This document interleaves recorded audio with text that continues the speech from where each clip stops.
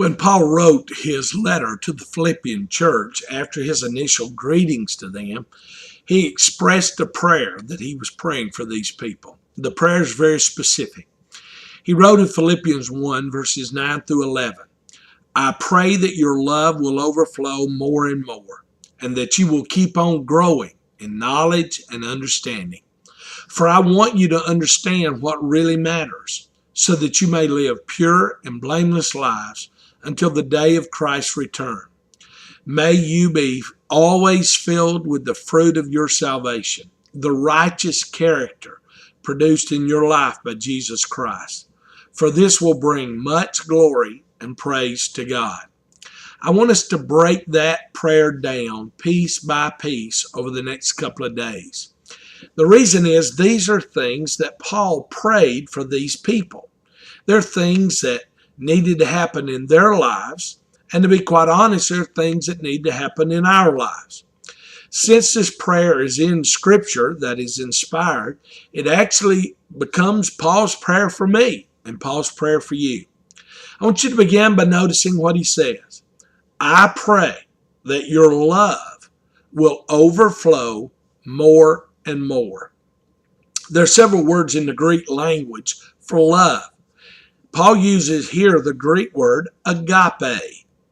In the Greek, there are three prominent words that are used for love. One is philia.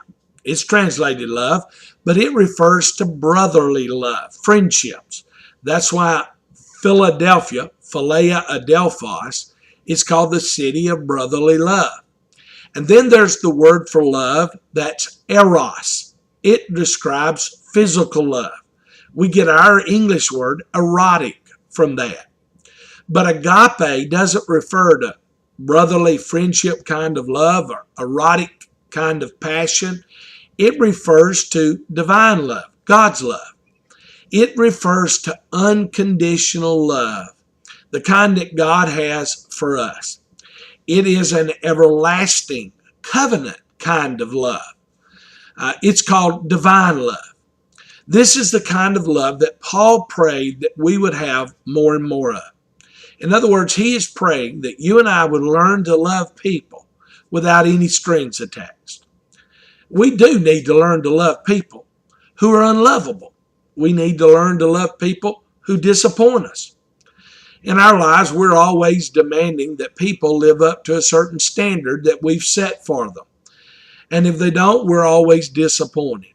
It may be our children, our spouses, our family, our co-workers, our neighbors. You get the idea. But the truth is people will always disappoint because they're fallible and human. Everybody messes up. All of us have been disappointed by people, and truthfully, we have all disappointed people. So let me ask you, how do you treat the people in your life who don't measure up? Do you deride them, ridicule them, ostracize them? Do you hold them at arm's length? Do you refuse to get close to them because they've hurt you in the past?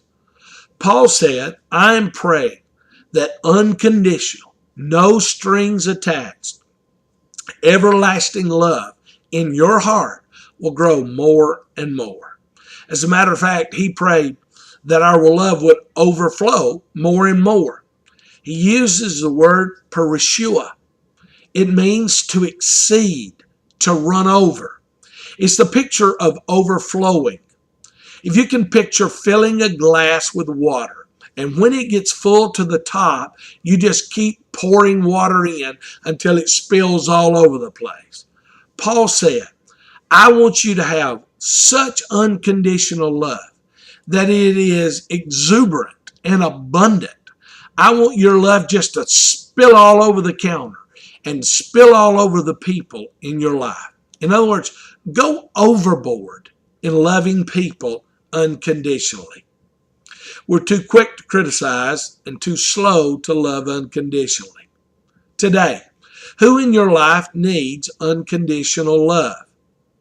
I will tell you that those who are the closest to you need to know beyond a shadow of a doubt that your love for them overflows.